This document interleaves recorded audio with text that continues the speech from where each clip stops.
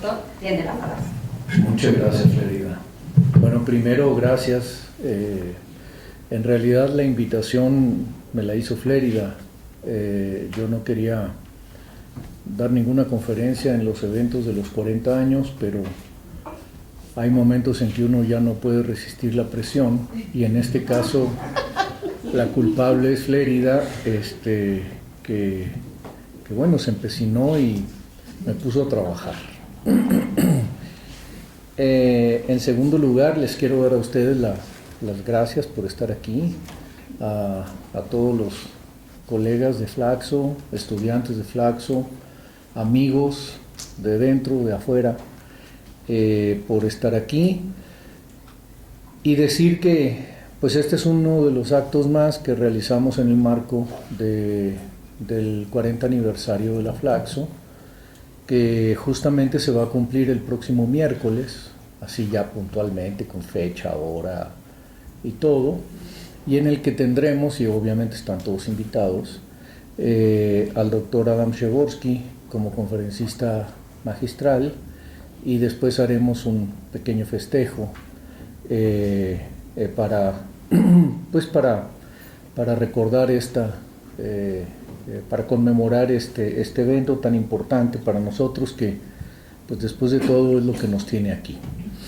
En segundo lugar, tercero, quiero también decir qué pasó con el título, y de hecho el título, este segundo título, pues es un título de paso, porque la primera vez cuando definimos esto ya hace meses, mi idea era un poco tratar con los problemas de definición conceptual del concepto de Estado hoy en día, en el marco de lo que está ocurriendo mundialmente y en el marco de las transiciones políticas en distintas partes del mundo, con particular enfoque en América Latina. Y poco a poco pues el tema se ha ido decantando, y se ha ido decantando también gracias a que en el programa de investigación, en el programa de línea en el que yo participo, que es el programa de Estado, Democracia y Derechos Humanos, he tenido oportunidad de discutir con mis colegas, con Karina principalmente, con Daniel, Luis Daniel, con Sandra Serrano, con estudiantes que están en nuestro equipo, en el seminario de investigación, algunas de las ideas y de los temas que están asociados a este problema. Por cierto, debo decir que hoy salió el libro del proyecto, el primer libro del proyecto Los Derechos Humanos en América Latina, y pues no me queda otra más que aprovechar ilegítimamente este momento para enorgullecernos de ese logro e invitarlos a que lean este trabajo. Y lo que yo voy a presentar hoy está en buena medida contagiado por el espíritu de este proyecto, porque un poco la idea ha sido, en el texto y en la primera fase del proyecto de Derechos Humanos en América Latina, encontrar metodologías para su medición, debido al escaso material y a las muy malas y deficientes mediciones que tenemos acerca del cumplimiento de los derechos humanos cuando se trata de acuerdos internacionales y constitucionalmente aceptados por los estados, de amplísima aceptación, y que no han tenido necesariamente, o más bien es la pregunta que se hace el libro, un correlato con el efectivo cumplimiento de los derechos humanos tal y como han sido suscritos por los estados que los suscriben. En el tema de hoy, ¿qué pasó con el Estado después de las transiciones? Un poco la idea es pensar el Estado más allá de los sistemas electorales y de partidos.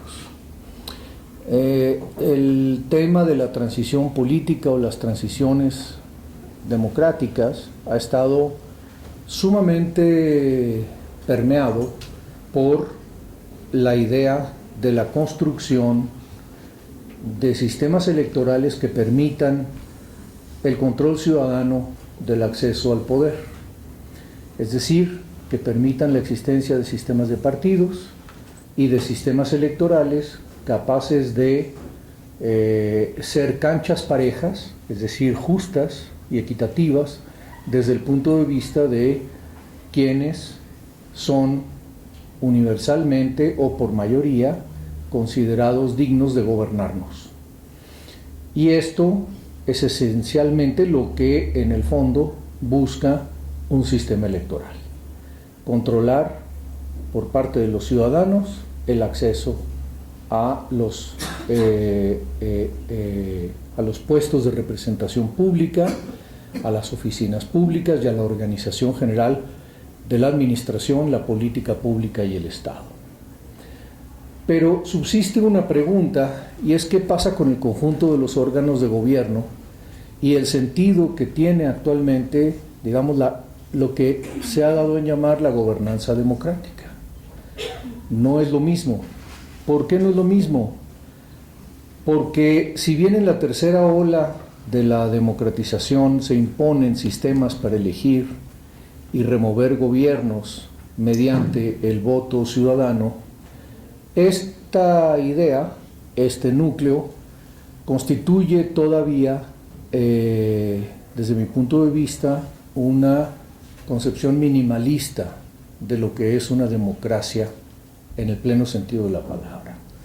Y esto no es solamente una opinión mía, es concurrente con una literatura muy extensa.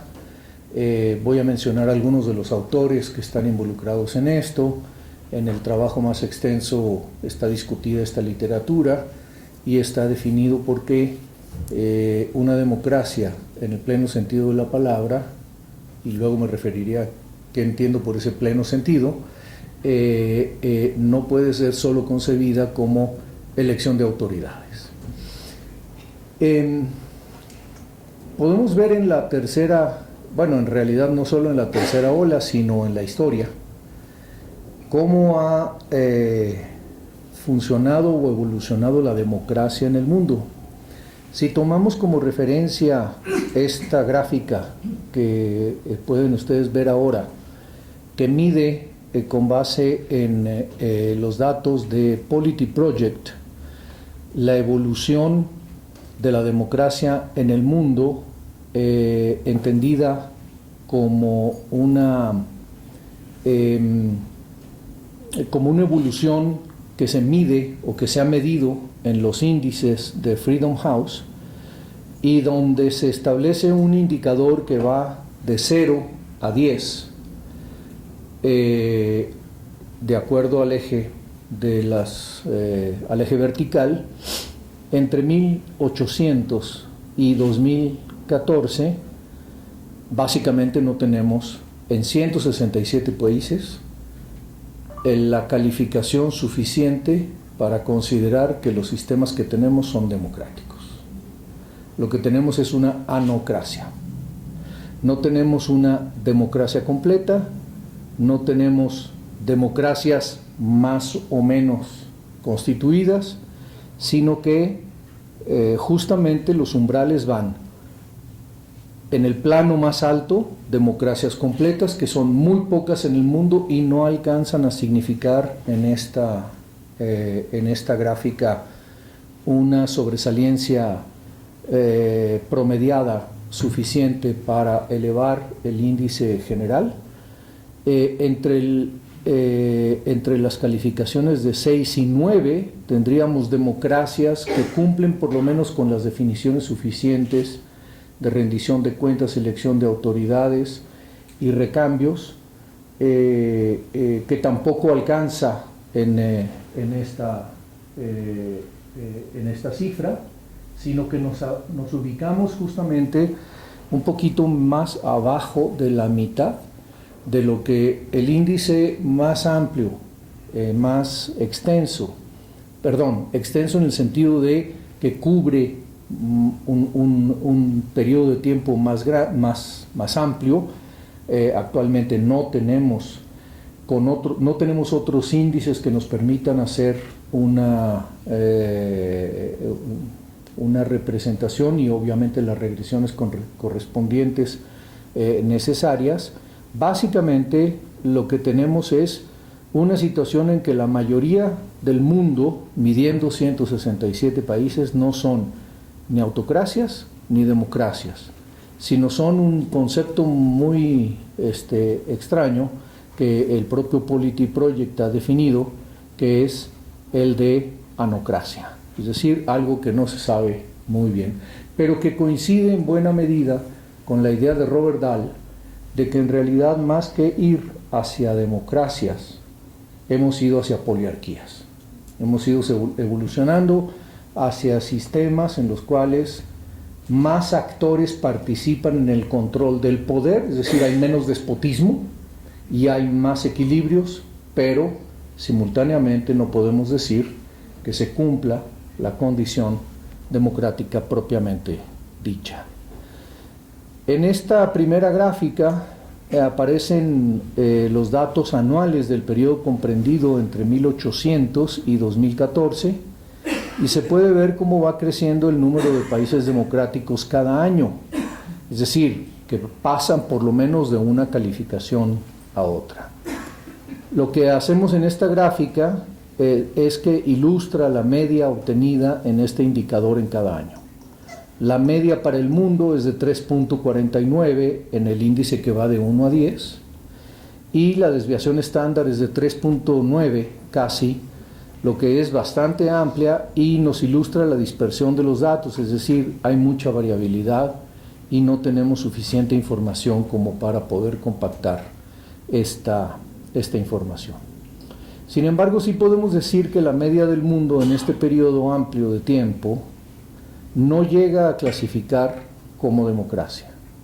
Cuando sacamos la media del índice para el periodo comprendido entre 1980 y 2014, como lo mostraré a continuación, la media es de 5.44 y la desviación estándar de 4.01, prácticamente 4, lo que sigue sin pasar a democracia. En esta primera gráfica lo que hacemos es mostrar datos anuales del periodo comprendido entre 800 y 2014, entre 1800 y 2014, y hemos utilizado aquí, gracias a la experiencia y apoyo de Georgina Flores Ivich, que me asiste y ha trabajado conmigo en la construcción de los datos, por medio de la técnica de regresión local. Es decir, se realiza para suavizar los datos y mejorar la presentación cuando trabajamos con promedios. En cada uno de los términos concretos es un análisis de los promedios en toda la muestra de países en cada año y lo que nos permite es ver la tendencia, ver cuáles son las tendencias más importantes que nos permiten moderar y ponderar lo que en la literatura politológica ha sido la idea de que llevamos 3 olas de cambio democrático y que pareciera que nos permitiera, o que eso nos permitiría lanzar las campanas a vuelo y decir que hoy la mayoría del mundo es un mundo democrático. En una siguiente gráfica, con los mismos datos, lo que hacemos es compactar el asunto entre el 1980 y la actualidad. Y básicamente vemos una tendencia muy semejante. No hay, sin embargo, obviamente partimos de un punto distinto. Mientras que en la anterior estábamos partiendo de 2.5, un poquito más, casi 3, aquí en la siguiente estamos partiendo de 4.1, que es el punto de arranque promedio que tenemos en la década al inicio de la década de los 80, y un incremento, un desarrollo incremental hacia el momento actual, hacia el 2014, con los mismos 167 países y la misma fuente de información que nos permite confirmar esta tendencia ya en un periodo más corto. La metodología usada aquí es básicamente la misma. Esto pues nos permite ver que efectivamente pues el mundo parece ir evolucionando hacia sistemas cada vez más democráticos. Si por lo menos no se ve aquí una inversión de la tendencia de carácter catastrófico hacia autocracias, que sería, digamos, el polo opuesto de la moneda. Sin embargo, cuando nos preguntamos sobre el ejercicio del poder, nos enfrentamos a otro problema. Digamos que, y como lo voy a explicar un poco más, lo voy a explicar enseguida, la tercera ola de la democratización, que se da casi en los años en que estamos planteando la segunda gráfica, es decir, básicamente desde la Revolución de los Claveles en Portugal hasta que se muere Huntington, y alguien inventará la cuarta ola de la democracia o la regresión total y la caída en el abismo. La tercera ola cede el paso a una cuarta etapa cuya característica, y aquí está ya una idea que hemos desarrollado en el proyecto, no es ya la validez y el respeto de los votos ciudadanos, ni la formación de sistemas de partidos políticos y la edificación de sistemas electorales democráticos como the only game in town, como la politología clásica dice. Un país es democrático y ha logrado superar la autocracia, las tentaciones autoritarias, etcétera, cuando el juego democrático es el único juego que se juega en el pueblo local, not the people but the town. Pero que en este punto ya remite a las características del Estado que se construye una vez que las dictaduras y otras formas de autoritarismo ceden el paso a la instauración de las formas mencionadas. Es decir, ¿qué pasa con el Estado y otros niveles de institucionalidad que no son el electoral una vez que se ha implantado lo electoral y el autoritarismo, al menos desde el punto de vista de la supresión de la voluntad popular para elegir y remover gobiernos, ha sido superada? Las transiciones a la democracia han sido el movimiento que ha dado lugar a la institucionalización en muy diversas modalidades de la parte electoral, pero la pregunta es qué tipo de Estado ha emergido en sustitución del Estado autoritario. Desde luego esta es una pregunta clásica, es una pregunta de O'Donnell, es una pregunta de Hobbes, es una pregunta de Locke, es una pregunta de muchos, desde luego antiguos y contemporáneos. ¿Qué pasa una vez que los representantes electos asumen el control del Estado? Y aquí haría yo un pequeño desvío para fijar los conceptos que me parece que son los que hay que tomar en cuenta. En primer lugar, tenemos que descartar algunos equívocos. ¿Qué entendemos por democracia? Nuestra crítica, y la que yo he compartido, es que la parte electoral no hace una democracia. Eso desde Aristóteles. Es decir, las aristocracias pueden ser electivas y las oligarquías también pueden ser electivas. Las democracias son otra cosa, son el gobierno del pueblo, por el pueblo y para el pueblo.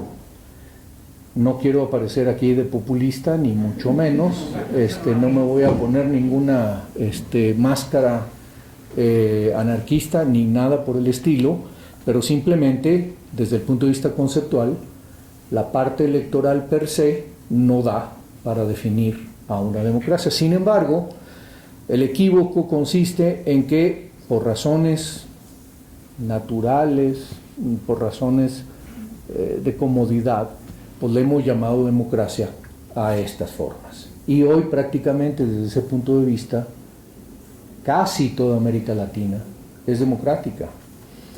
Más aún hasta Cuba podría entrar, porque elige Asamblea Nacional y Fidel Castro no es su presidente. Entonces, yo creo que aquí el tema es que no debemos hablar, para definir la democracia, de sistemas preexistentes, sino de principios constitutivos. Y los tres principios constitutivos, ahí hay algunas menciones bibliográficas, son obviamente muchos más, en las que la literatura hoy parece tener una convergencia. Primero, son principios en donde la dignidad y la justicia están por encima del poder político, en donde todo individuo tiene derecho a voto igual en la definición agregada de quién gobierna. Y aquí me faltó un pequeño agregado, siguiendo a Dahl, en la definición agregada de la agenda pública, que no es lo mismo. No es lo mismo definir quién gobierna que definir cómo gobierna. Son dos cosas distintas. Y la segunda cosa es la que constantemente vemos cómo involuciona. En una campaña electoral podemos tener grandes promesas, pero a la hora de la lucha parlamentaria entre los poderes, de las definiciones de las cortes, de las decisiones del legislativo y de los actos del ejecutivo a todos los niveles, vemos con frecuencia cómo, siguiendo a Maquiavelo, la fortuna se impone sobre la virtud. Y al imponerse sobre la virtud, pues hace difícil la práctica de esta virtud. Y como tercer elemento, como tercer principio constituyente, las libertades de organización y expresión sin cortapisa legal ni represión electoral. Sin extenderme demasiado, porque sería imposible hacerlo ahora, el primer principio de dignidad y justicia pues reclama básicamente todas las protecciones que deben respetarse en un Estado, no solamente por parte de la autoridad pública, sino también por parte de la sociedad, respecto de los teóricamente iguales. Y creo que hay tres instituciones que son clave para entender esta estamentación, por decirlo de alguna manera, esta gradación de niveles en los cuales lo electoral requiere de otros niveles institucionales. El apego general al Estado de Derecho, la rendición de cuentas y la producción de bienes públicos, con una definición de lo público suficientemente satisfactoria para ser digna de su nombre. En esto de las instituciones, pues he seguido básicamente la literatura que actualmente discute la constitución y construcción del orden político. Un libro fundamental es el reciente libro de Francis Fukuyama sobre el orden político, los orígenes del orden político desde los tiempos prehumanos, es decir, desde los chimpancés, nuestros parientes y aliados, bonobos y chimpancés, son los que la antropología hoy distingue como nuestros familiares más cercanos en el reino de la naturaleza, antes de que nos comiéramos la manzanita y saliéramos de ese reino, de reino natural, inocente, ingenuo y salvaje, y otros. Pero aquí creo yo que estos tres niveles institucionales son los más importantes. Y esto, lo que decidimos hacer, discutiendo con Georgina, es, bueno, veamos estos tres órdenes institucionales a partir de algunas aproximaciones que nos permitan los indicadores existentes que puedan reflejar la realidad del mundo y la realidad de América Latina y compararlos. Desde luego esto es un nivel muy agregado, todavía hace falta mucho para investigar más a fondo el tema, pero que serían la eficacia del gobierno, el Estado de Derecho y el control de la corrupción. Y además, complementariamente para cada uno de estos tres niveles, la calidad regulatoria que consideramos que está asociada a la eficacia del gobierno ya no solo desde el punto de vista de gobernar efectivamente. En la literatura, hago un paréntesis, en la literatura hay una distinción entre gobernabilidad y gobernanza. La gobernabilidad es que el gobernante pueda hacer lo que necesita hacer, gobernar, ¿no? Realizar la decisión pública que se ha empeñado en establecer. Y la gobernanza, que es otra dimensión del problema, que consiste en que el sistema en su conjunto tenga niveles aceptables de autorregulación, un poco más aproximándonos a pensar en términos de teoría de los sistemas. Pero la eficacia de gobierno, en el caso nuestro, está asociada por lo menos a estas dos cosas. El gobierno logra hacer lo que se propone, pero además logra hacer lo bueno que se propone desde el punto de vista de los indicadores internacionales, y puede regular de la mejor manera la forma en que los particulares y el sistema o la relación entre público y privado se regula con apego a los mejores criterios disponibles. La estabilidad política también como un proxy de que el Estado de Derecho, pues es más Estado de Derecho si no hay rebelión, es decir, hay mayor conformidad con el imperio de la ley. Si bajo condiciones de libertad hay estabilidad política, que si bajo condiciones de libertad no hay estabilidad política, porque básicamente, por lo menos en el indicador grandote, el hecho de que haya turbulencia en un sistema libre, pues es que la gente no está contenta, y por lo tanto que hay algo que en la normatividad no funciona. Y finalmente, en términos del control de la corrupción, un complemento que es voz y rendición de cuentas. Tomamos los años 96, 98, 2000, 2002 a 2013 de 205 países, tomando como fuente el Worldwide Governance Indicators del Banco Mundial, creados por Kaufman y Cray. Y elegimos otras fuentes debido a que existen otros indicadores que incluso miden mejor estos atributos. Pero estas dos fuentes son las que tienen una disponibilidad más amplia de datos. Otras fuentes son, por ejemplo, el Global Integrity Index, pero tiene solo series del 2004 al 13, el de Freedom House, que tiene del 2006 al 2015, o el World Justice Project, que tiene del 11 al 15, o sea, son muy recientes desde el punto de vista de poder tener un panorama lo suficientemente amplio, al menos como una primera aproximación a esta problemática. En cambio, las fuentes que elegimos, la fuente que elegimos, que aquí usamos, tienen disponibilidad desde los años 80 y 90, que por cierto son los años o el punto de partida que el proyecto en general ha utilizado para revisar el cumplimiento de derechos humanos y otros factores que tienen que ver con la democracia y la democratización y las transiciones en América Latina, porque es justamente la fecha en que más o menos se puede situar el inicio de estas transiciones. Las puntuaciones estandarizadas, tenemos la media en 0, la desviación estándar de 1 y valores que van de menos 2.5 a 2.5.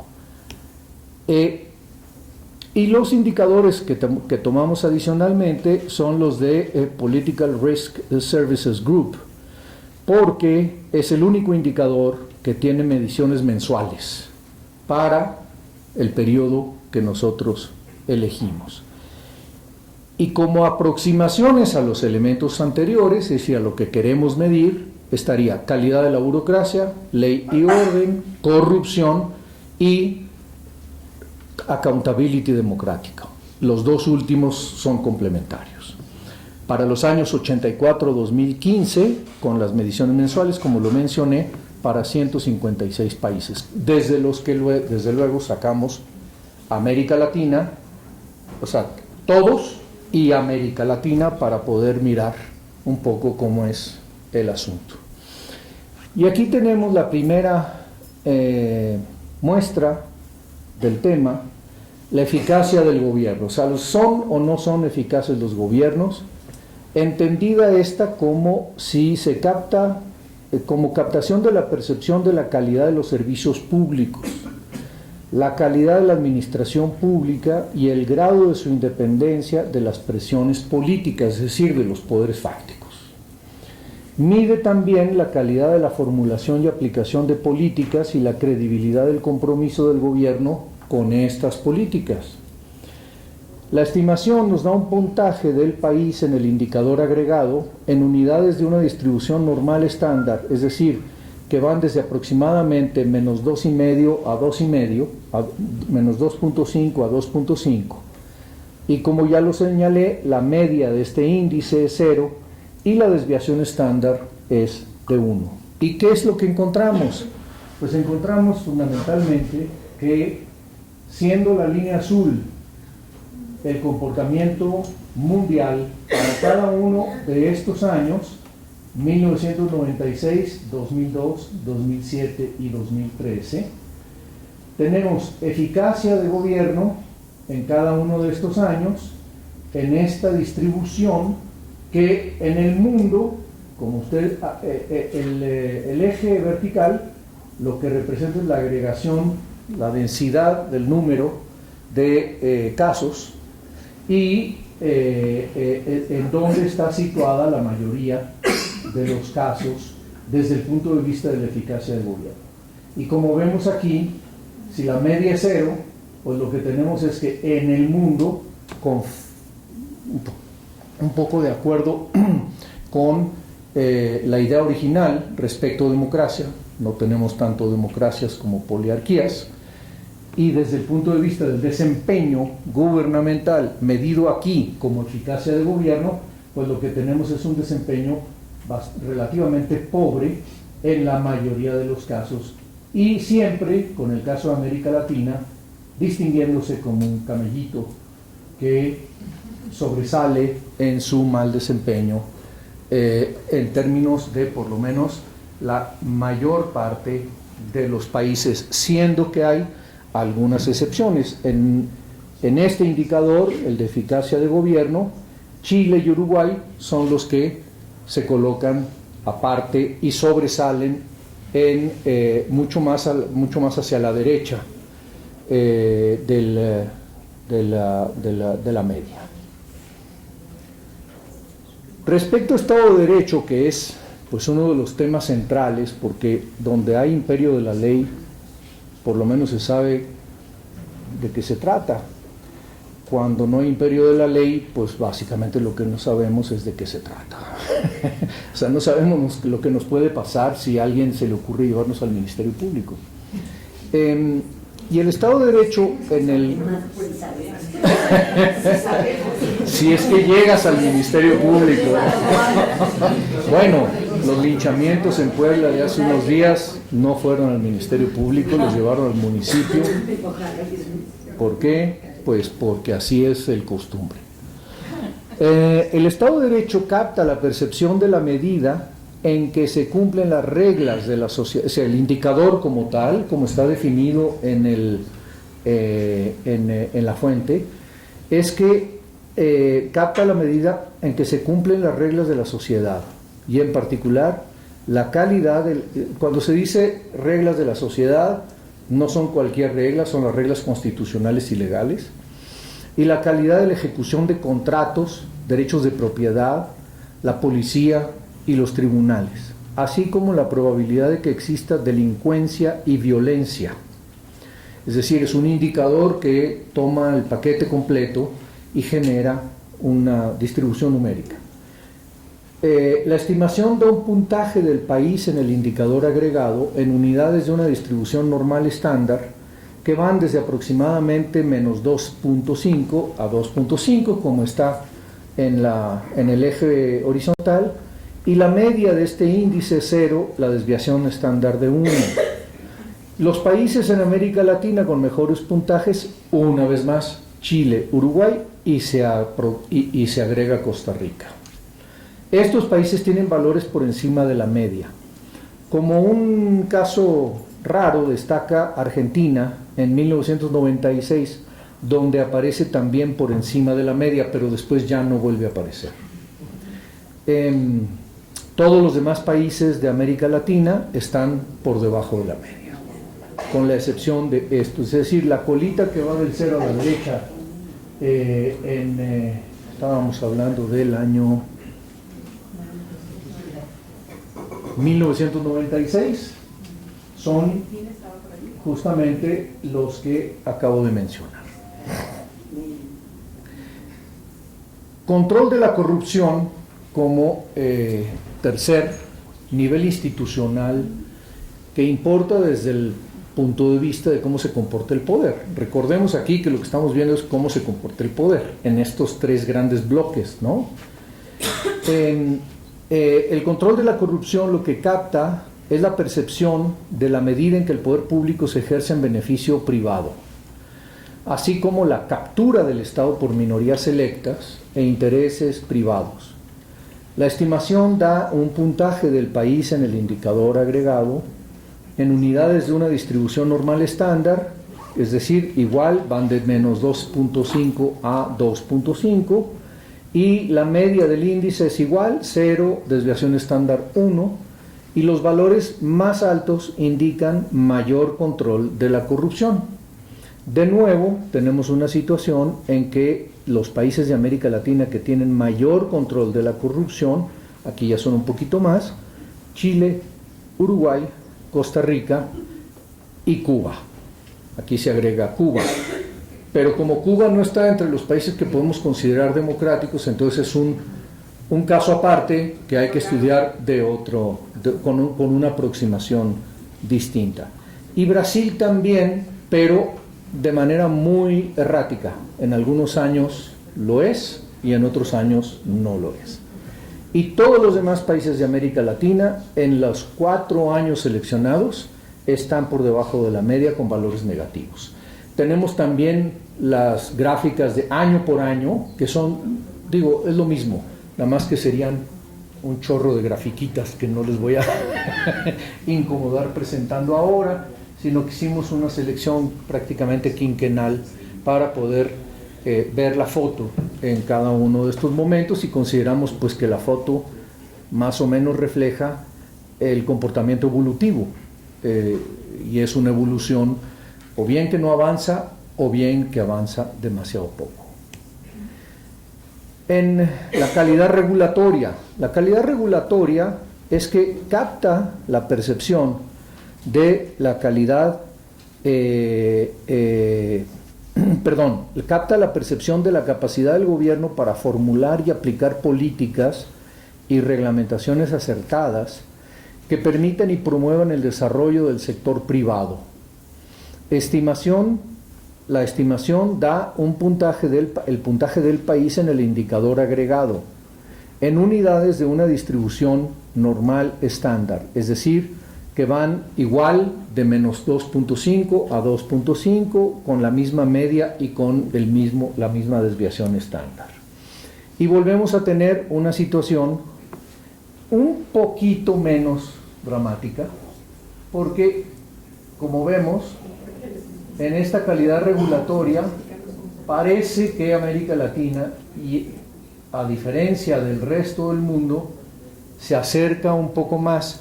Cuando hablamos de sector privado, aquí no se trata solamente de los grandes consorcios, no, se trata de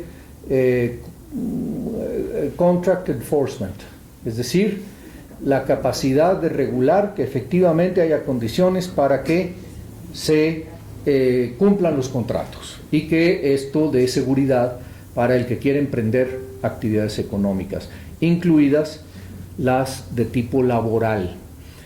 Todos estos datos son los datos del Worldwide Governance Indicators del Banco Mundial. Esos son los datos con los que construimos estas series. Después vamos a los 3 indicadores, digamos, secundarios, subordinados, que pueden complementar la visión. El de estabilidad política y ausencia de violencia, terrorismo, porque es conjunto todo esto, capta la percepción de la probabilidad de que el gobierno sea desestabilizado o derrocado por medios inconstitucionales o violentos, incluida la violencia por motivos políticos y el terrorismo. La estimación da puntaje del país con el indicador agregado igual. No voy a repetir aquí la cláusula metodológica. Los países que tienen mejores puntajes son Chile, Uruguay y Costa Rica. Colombia, en este caso, es el país con peor puntaje dentro de este indicador. Y como vemos también, pues estamos colocados de manera muy clara a la izquierda de la media desde el punto de vista del desempeño en este elemento.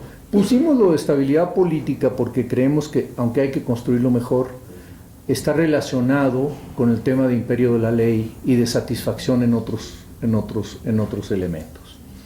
Por lo pronto es simplemente una foto y no necesariamente un argumento completo. En cuanto a voz y rendición de cuentas, ¿qué se mide? Este es un indicador muy interesante. Capta la percepción de la medida en que los ciudadanos de un país pueden participar en la selección de su gobierno, así como la libertad de expresión, la libertad de asociación y medios de comunicación libres. La estimación del puntaje del país en el indicador agregado también es exactamente lo mismo, son menos 2.5 a 2.5, y resulta que el país con mejores puntajes en todos los años resulta ser Chile, pero cuando vemos el comportamiento de América Latina, si bien el comportamiento general sigue estando solamente en el 2007 y solamente en el 2013, en el mundo con una tendencia a la mejoría, América Latina prácticamente en su mayor parte se coloca o en la media o a la izquierda de la media, hacia el menos. Para concluir, presentamos estas gráficas, ojo, porque no son los mismos valores para cada una de las líneas, Ahorita voy a explicar por qué. Aquí lo que vemos es la calidad, juntamos calidad de burocracia, accountability, ley y orden, corrupción y democracia. Mientras que cada una de ellas está indicada abajo, la calidad de la burocracia es la línea que está aquí abajo, ley y orden es la verde, democracia es la que está acá arriba, accountability democrático es esta que se coloca como aquí, en esta línea roja, y corrupción es la amarilla. Pero cada una tiene valores diferentes, por lo tanto se comporta distinto en la escala. Sin embargo, lo que vemos es que en el caso de la corrupción, un menor valor es mayor corrupción, y lo que tenemos es realmente una preocupantísima orientación hacia el incremento de la corrupción, a pesar de que la democracia, desde el punto de vista de la elección de gobernantes, mejora, y los demás aspectos tienen también valores relativamente mediocres en cada uno de los conteos. Por ejemplo, calidad de la burocracia, es decir, eficacia del Estado, lo tenemos apenas arribita del 2, en una escala de 0 a 4. Es decir, mediocracia constituida y constituyente.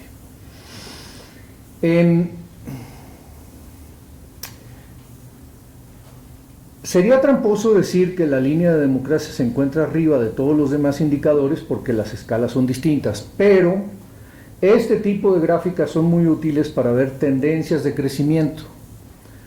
En la gráfica se ve claramente que la democracia ha tenido una tendencia mayor de crecimiento, mientras que los otros indicadores no. Esto es importante, esto es muy importante decirlo, y se muestra muy bien en la gráfica, que va perfectamente de acuerdo con la idea original.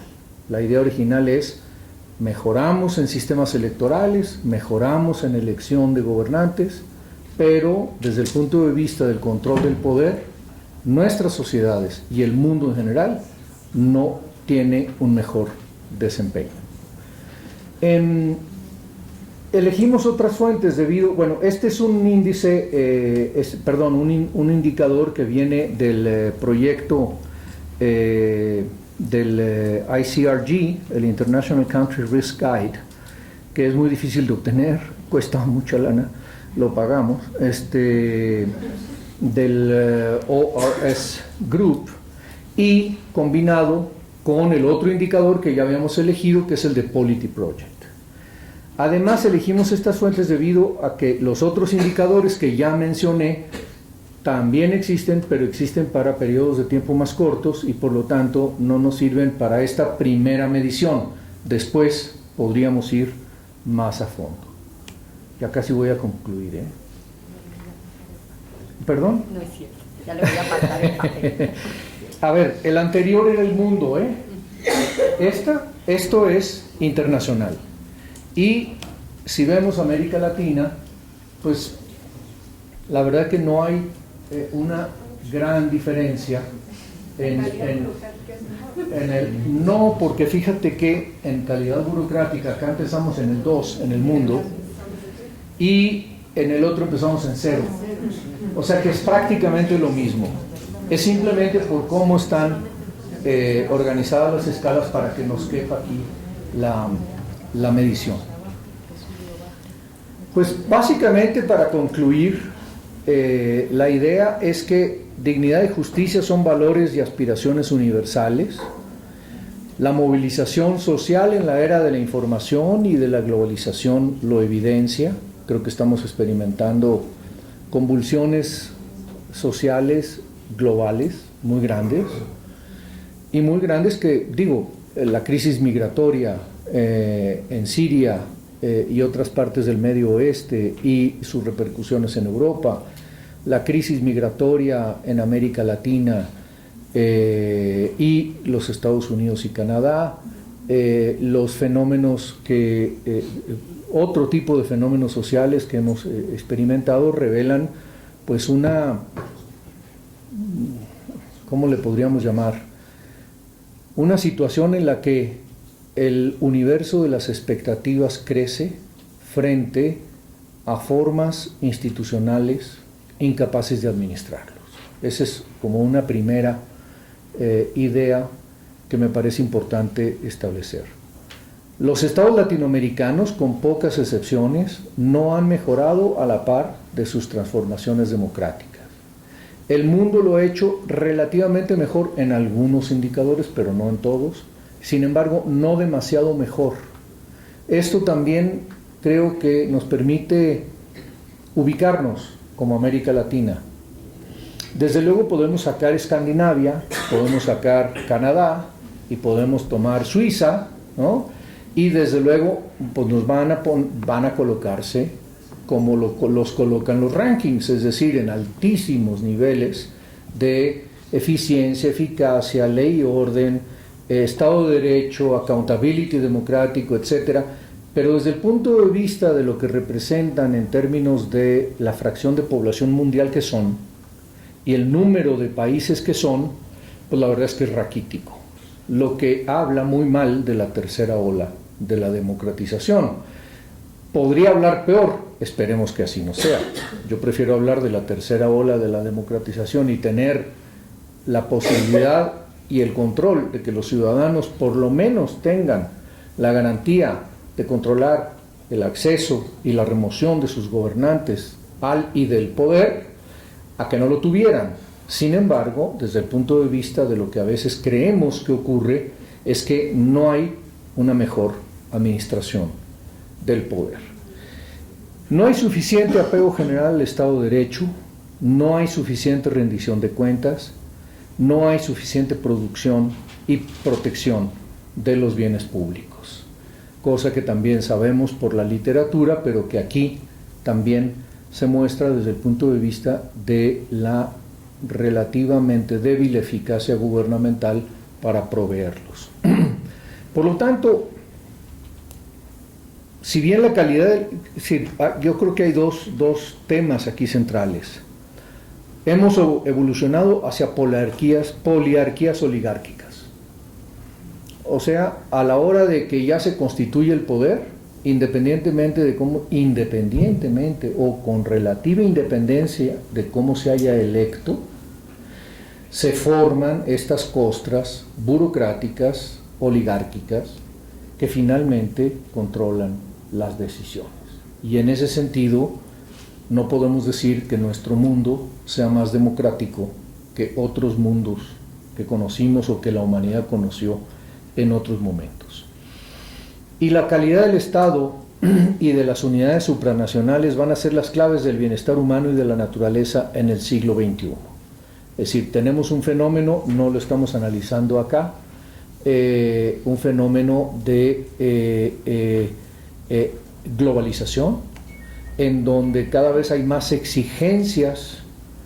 Digámoslo que si lo consideramos como regímenes de politicidad, o el Estado como un régimen de politicidad, el universo de las expectativas y los anhelos de la población entra en una tensión cada vez más dura, más fuerte, más eléctrica, con respecto a la forma en que los estados están siendo capaces de proveer para la satisfacción de sus anhelos.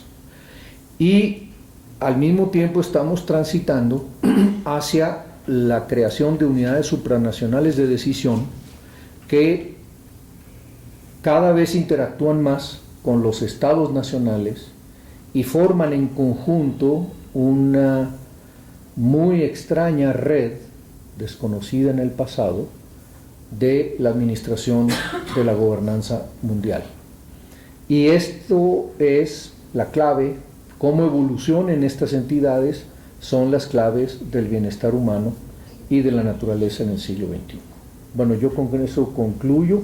Simplemente digo además, la distancia entre los principios, es decir, el orden de las aspiraciones y las expectativas y las estructuras institucionales es alarmantemente grande y es el clivaje de las regresiones y de las decadencias. Creo que estamos viendo situaciones que pueden derivar muy fácilmente o que ya empiezan a derivar en decadencia de los sistemas democráticos conocidos, incluso los mejores, o en regresiones francas y abiertas para contener el impulso y el empoderamiento de la ciudadanía respecto del control efectivo del ejercicio del poder. Gracias. Gracias, buenas tardes. Bueno, la primera pregunta es sobre las gráficas que nos presentó. ¿Cómo se encuentra México? Sobre todo en algunos puntos muy específicos. Como por ejemplo, en el primer indicador que mencionó, que si no estoy mal se refiere a algo así como la calidad que tienen los gobiernos en cumplir con sus funciones o algo por el estilo, pero es sobre todo eso en el cumplimiento, porque a mí me queda claro que México debe de estar en una posición quizá no muy favorable, correcto. Otro, me brincó un dato sobre uno de los indicadores que comentó, en el que mencionó que Colombia aparecía en el último de los lugares. Me parece que es un indicador que tiene que ver con la posibilidad de que los gobiernos sean inestables o inestabilidad en el gobierno, es decir, que sean sustituidos por algún fenómeno que los derroque o algo por el estilo. Y me brinca ese dato porque Colombia precisamente ha sido uno de los países que ha tenido una estabilidad, que no ha habido prácticamente dictaduras durante prácticamente todo el siglo XX y obviamente el siglo XXI. Y evidentemente uno pensaría que hay una serie de circunstancias condicionantes que harían pensar que ese indicador es correcto. Sin embargo, ¿por qué no ha pasado? ¿Y por qué sí ha pasado? ¿Por qué sí pasó en Uruguay? ¿Por qué sí pasó en Chile? ¿No? si desde que esa medición, desconozco también desde cuándo son los datos, parece que mencionó que es de los 80s, Sí. pero me brincó un poco ese dato, ¿cómo se podría explicar? Y la otra que me parece pertinente es en el sentido, por ejemplo, de los casos en donde se puede evidenciar un buen desempeño de las democracias en el mundo, por ejemplo en Suiza, se mencionó, Escandinavia, si no estoy mal, se mencionó también. Si no existe un análisis ya más enfocado a los factores o a las variables que podrían explicar el adecuado desempeño de esas democracias, como para poder establecer un modelo o modelos que pudieran adaptarse a distintas realidades. Esas son mis tres preguntas.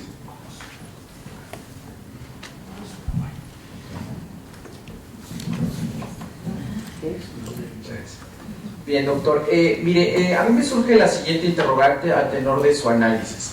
Si su estudio se basa en el Estado después de las transiciones, me gustaría saber qué autor o autores son los con los que usted ha realizado su análisis, o en todo caso, si son actuales, nos valdría la pena que nos comentara algunos de los mismos. Y la siguiente pregunta que tendría es, derivado de sus conclusiones, me salta dónde podemos colocar la variable económica, desarrollo económico. Porque sin duda alguna tendríamos nosotros, considero, un análisis más amplio en ese sentido, que nos podría interpretar en efecto cómo ha sido la situación del Estado después de las transiciones. Es decir, el factor económico, sin duda, en este periodo que usted dilucida, considero que sí debería de estar en una situación de revisar. Buenas tardes, mi nombre es Manuel Oropesa.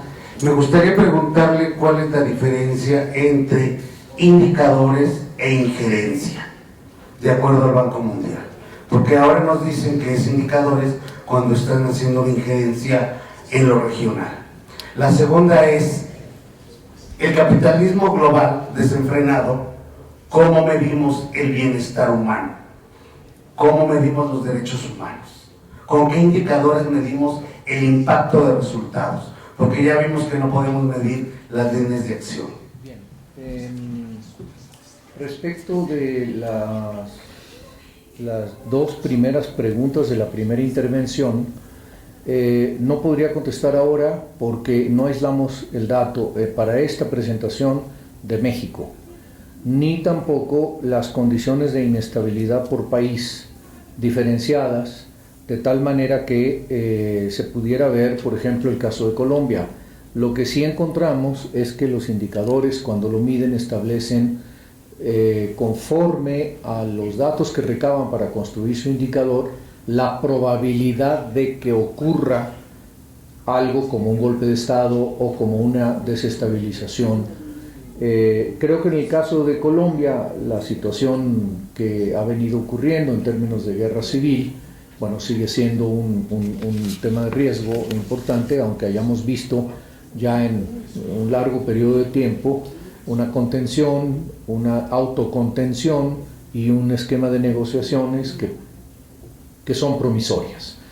Pero no podría contestar esa pregunta con la suficiencia porque el esquema, el estudio que hicimos para esta presentación no me permite aislarlo.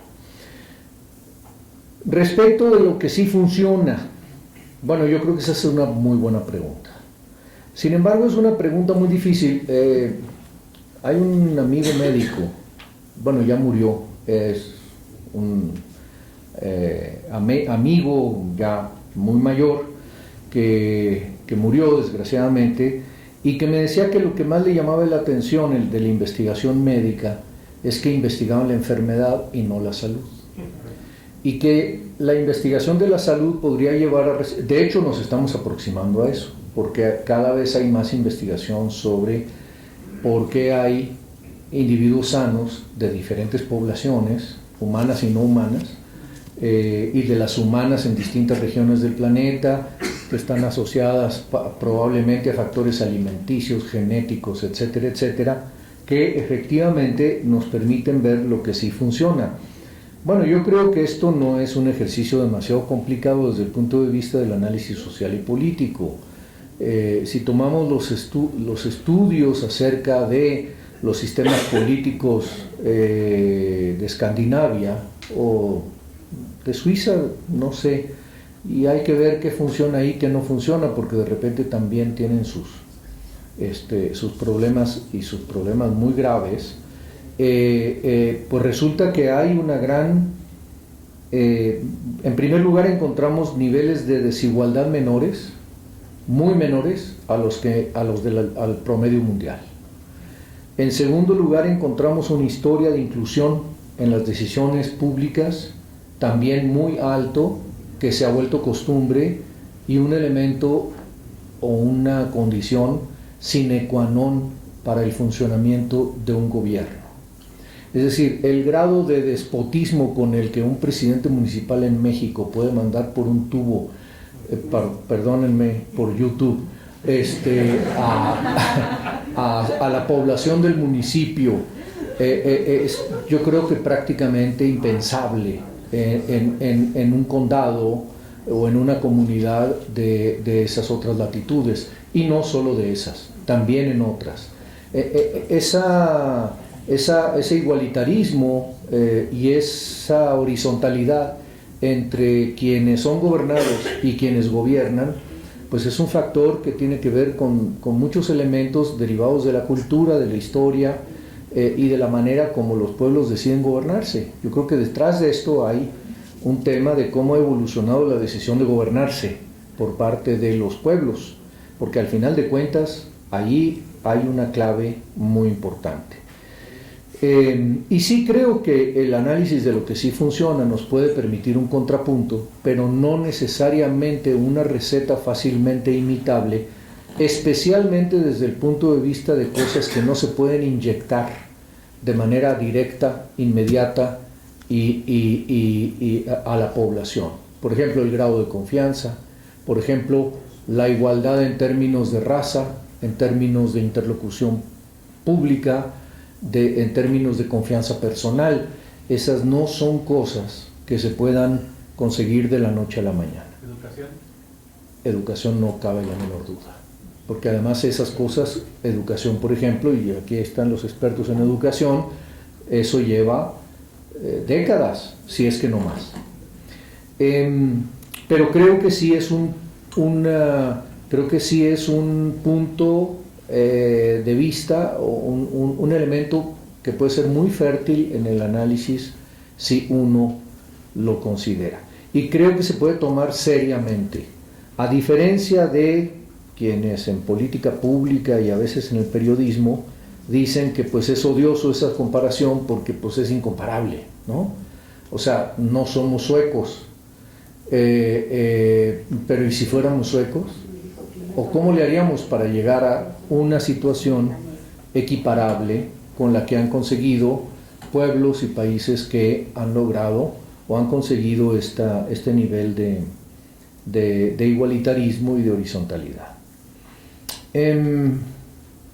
Autores asociados, pues la lista es muy grande: Robert Dahl, Tomás Cristiano, Francis Fukuyama.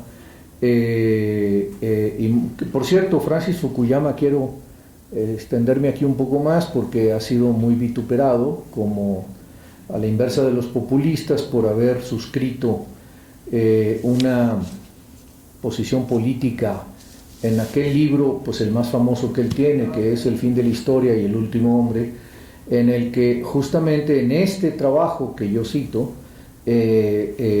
revisa muy a fondo, lo revisa muy a fondo, y digamos que llega a una conclusión acerca de por qué la historia no ha acabado y por qué no hemos llegado al último hombre, que pues habla bien de él desde el punto de vista de su honestidad intelectual y de la rigurosidad de su análisis para poner a prueba aquella tesis.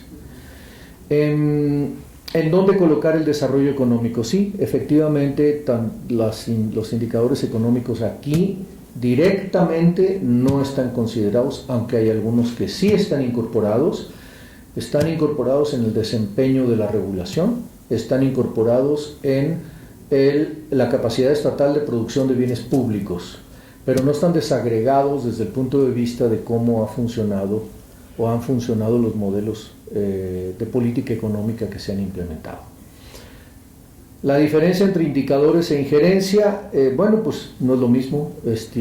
Los trabajos del Banco Mundial los han hecho expertos en los temas y los han construido. Creo que son referencias aceptadas en las comunidades académicas. Desde luego están sujetas a crítica como cualquier otra cosa, y creo que la injerencia, sin embargo, de los organismos internacionales, pues sí forman parte de eso que todavía se ven, para concluir, parte de esas poliarquías oligárquicas. Con la crisis griega, por ejemplo, la discusión entre Varoufakis y el jefe del Eurogrupo tiene un momento estelar en el intercambio que tienen y en lo que luego se divulgó, que es cuando el presidente del Eurogrupo le dice: ustedes tienen que aceptar las consecuencias y los compromisos adoptados por el gobierno anterior. Y entonces Varoufakis le contesta: sí, pero ya votamos de nuevo y este gobierno es distinto y la gente votó por algo distinto, por lo tanto los vamos a desconocer. ¿O qué? ¿Usted cree que es mejor un mundo sin elecciones? Y el otro le contesta que sí, que sería mucho mejor un mundo sin elecciones, es decir, simplemente con dictados tecnocráticos que respondan a criterios abstractos, como es hoy, y coincido con usted si es lo que está de fondo, el modelo o los modelos económicos imperantes. El problema es qué modelos compiten con ese y cómo es posible imaginar otros modelos. Yo creo que ahí también estamos frente a un problema de acción colectiva y no solo de concepción intelectual. Y en el capitalismo global, pues ¿cómo medimos el bienestar? Bueno, yo creo que hay indicadores como el índice mundial de felicidad, como el índice de bienestar social, hay el índice de desarrollo humano, el índice de capital social.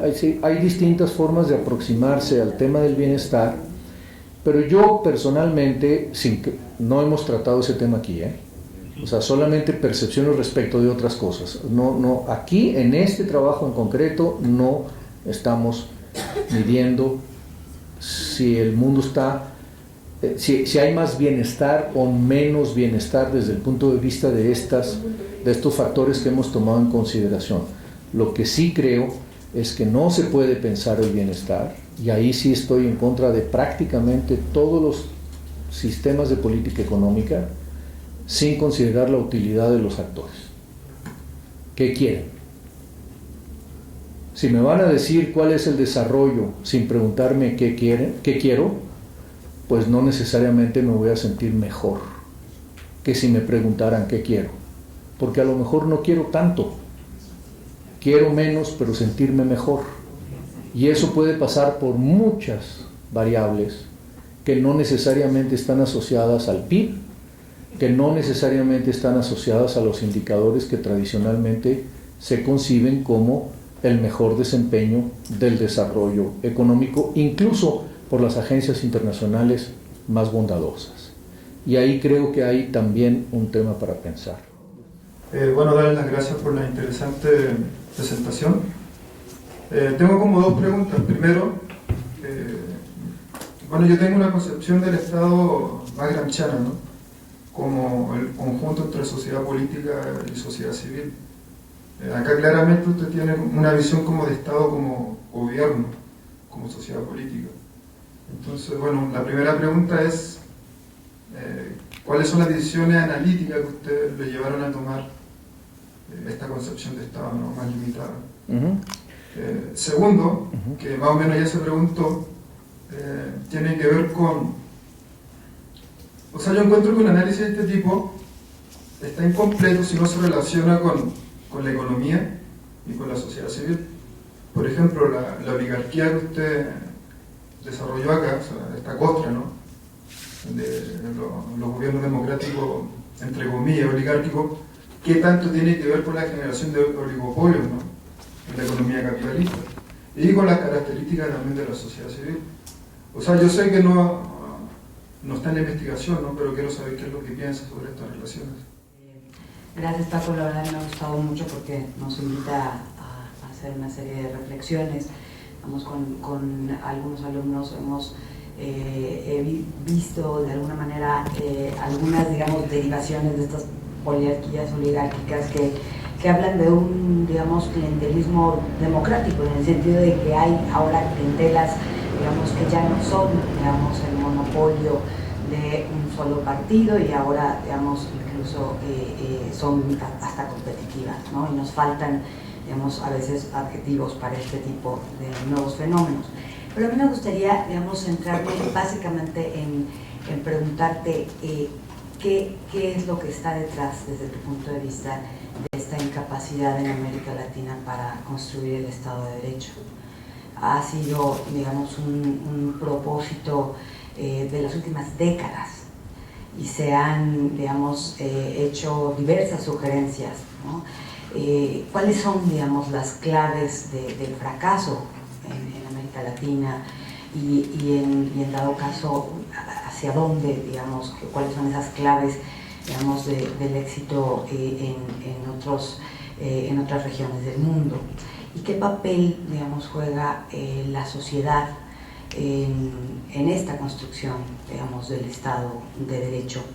Y finalmente, ¿cuál es, digamos, el replanteamiento que tendría que darse sobre las instituciones democráticas clásicas sobre las cuales está construida la democracia, que son los partidos, y que finalmente se convierten en gobiernos, y que, si bien son el eje el pilarcito de la democracia electoral, digamos, también son la fuente de la corrupción, digamos, de problemas de la burocracia. Es decir, eso que parece que nos dio la solución, que es esta parte electoral, es también la fuente, digamos, de muchos de los déficits que mostraste.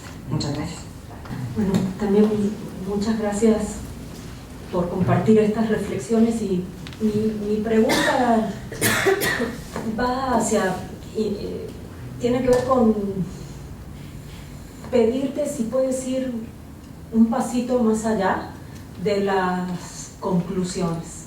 Pues, digo, yo me quedo con una frase que dijiste al final de las conclusiones, que el nivel de expectativas parece que no encuentran un sistema que las pueda gobernar, que las pueda procesar. Digo, inmediatamente, a partir de tu exposición, uno lo que piensa es que el Estado se queda corto.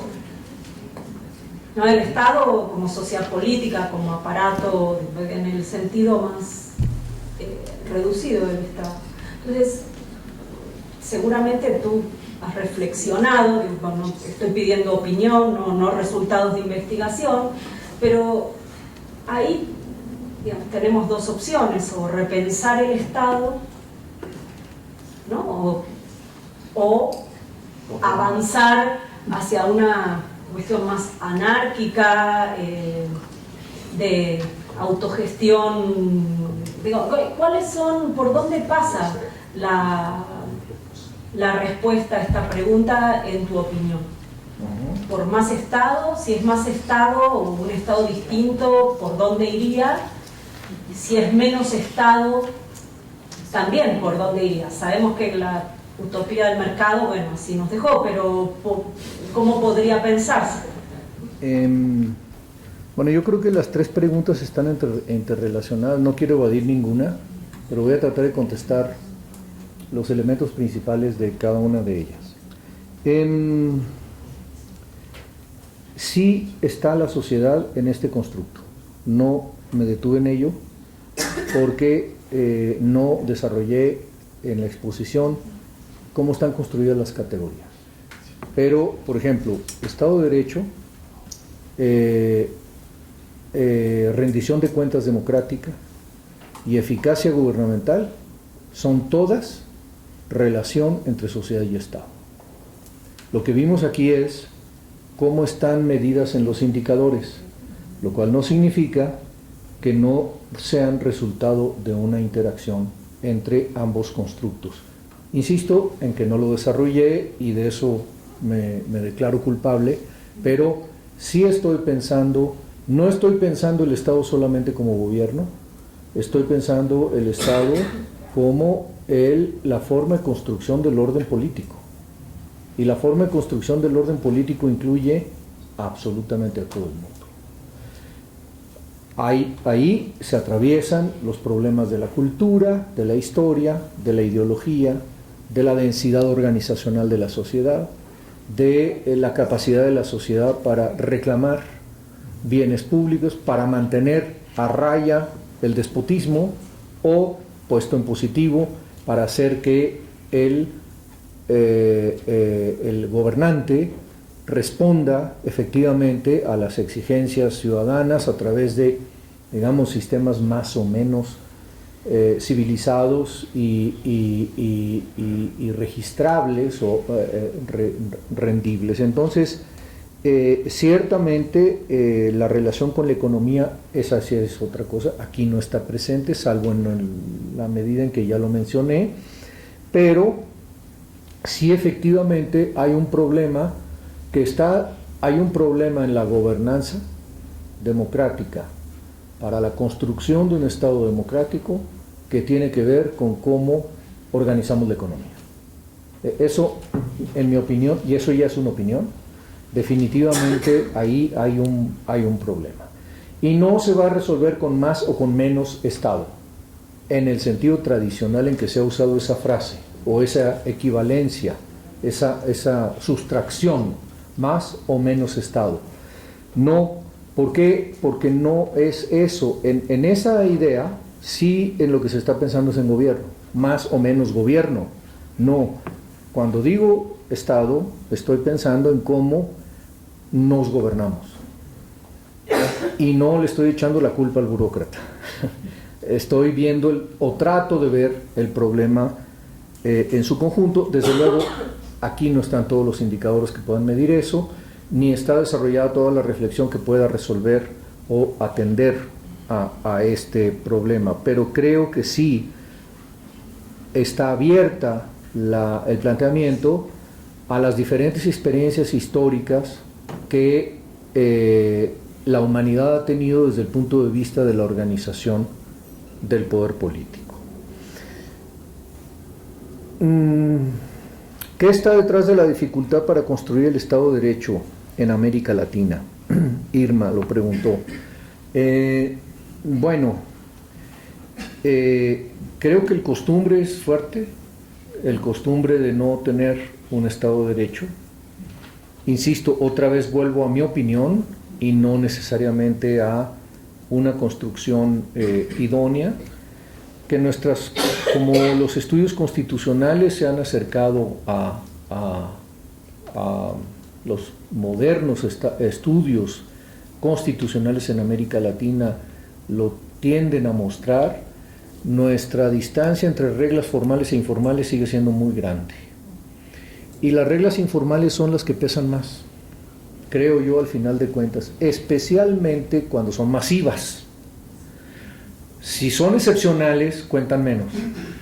Es decir, puede contarme en un estado muy apegado al derecho, el que surge un grupo criminal, una mafia o una práctica, digámoslo así, anómala desde el punto de vista de lo aceptado socialmente, que se desvíe y afecte a la sociedad por razones criminales, pues más fácil de suprimir que una sociedad en donde lo criminal o los límites respecto de lo que es válido y lo que no es válido son muy difusos o incluso muy contrastantes. Ahí creo que nos falta profundizar en la información en América Latina. Los datos del Latinobarómetro no dan para eso. Hay investigaciones puntuales que lo muestran y que deberíamos profundizar mucho más en ese sentido. Pero yo creo que al final de cuentas lo que más pesa es lo El otro día lo discutía con unos colegas en una reunión ya un poco tarde en la noche y yo les decía es que lo que funciona de forma inmanente en la sociedad es más poderoso que el régimen de expectativas. Y la distancia entre lo inmanente y el régimen de expectativas, con esto creo que empiezo a ver un poco la pregunta de Karina, es un hiato, es una brecha muy grande que no sabemos bien cómo cubrir. Desde luego, el que haya buenas opciones políticas o más opciones políticas, que no es lo mismo más que mejor, ayuda a construir precisamente la interacción entre el régimen de expectativas y las realizaciones efectivas en términos de política pública. Pero sigo creyendo que hay un hiato muy grande y que el obstáculo más importante desde el punto de vista del avance son estas poliarquías oligárquicas, donde están incluidos los poderes fácticos, están incluidas las grandes compañías transnacionales, los grandes intereses de dinero, y también los grandes poderes concentrados, incluso de tipo social, que gozan de buena reputación. Ahí no nos hagamos muchas bolas, pero también hay conjuntos que a la hora de la hora aparentemente están abajo, pero resulta que te los acabas amaneciendo arriba. Y no digo nombres. ¿Qué papel juega el Estado en esto y cómo reformular las instituciones políticas de la democracia? A ver, aquí yo creo que hay una pista importante que hoy la literatura discute a fondo y que creo que es un tema serio a seguir, y es el tema de la representación política, la calidad de la representación política y desde luego la calidad de la ciudadanía. Sin embargo, para que haya una mejoría en la calidad de la ciudadanía y una calidad en la representación política, se tienen que conjugar factores que no se pueden, insisto, volviendo a la metáfora, inyectar de un día para el otro como si fueran penicilina. ¿Por qué? Pues porque son cosas que se construyen y que para poder tener agencia en ese nivel, agencia en el sentido guidenciano, de poder llevar hacia, pues se necesita una fuerza política, un conjunto de fuerzas y actores capaces de elevar esos niveles o de acercar esas realidades. El tema de la representación yo creo que está empezando a ser resuelto en la literatura, en la vieja polémica entre el planteamiento, digamos, rusoniano y hamiltoniano, para decirlo con dos nombres así muy rimbombantes, es decir, la tesis de no es posible representar. En el momento en que se representa hay usurpación, ese es Rousseau. Y la otra es, no puede, es un poco a la inversa, la única forma de gobernarnos es mediante un representante electo, y el ciudadano se queda calladito y se verá más bonito mientras no haya elecciones hasta la siguiente vez. Creo que entre esas dos posturas empieza a surgir una realidad política que le está reclamando. Sin embargo, creo que no hay, esto entre paréntesis, creo que no ha habido claridad suficiente en los liderazgos intelectuales y políticos para plantearlo, que es que la representación puede hoy ser mucho más dinámica y puede modernizar las instituciones políticas vetustas que hoy tenemos. Siempre me acuerdo, y ya algunos colegas seguramente se aburrirán de que yo repita esto, cuando Robert Dahl escribió su librito sobre ¿es democrática la Constitución de los Estados Unidos? ¿O qué tan democrática es la Constitución? Puso una metáfora ahí sensacional. Dice, a ver, si usted le pregunta a su vecino si se subiría el día de hoy para hacer un viaje entre Filadelfia y Washington en el avión de los hermanos Wright, seguramente le diría que no, que solamente si estuviera loco lo haría. Bueno, pues es lo que está usted haciendo volando en la Constitución de los Estados Unidos, le dice al público. O sea, usted está volando, está navegando con un artefacto que es verdaderamente anacrónico respecto de las características de la sociedad de hoy. Y creo que en ese sentido, aunque hemos ido hacia sistemas electivos democráticos en el sentido de sistemas electorales, desde el punto de vista de cómo nos gobernamos, esos sistemas están verdaderamente vetustos. Y el pasito más allá de las conclusiones, el último pasito. El último pasito, yo diría que en el fondo de la presentación y en el fondo de lo que estoy tratando de hacer estamos tratando con Georgina de hacer en este trabajo, es que la democracia liberal es mucho más que democracia electoral. La democracia liberal es libertad de elegir, libertad de asociación, libertad de definir la agenda, dignidad y justicia. Y sin esos elementos no hay tal cosa.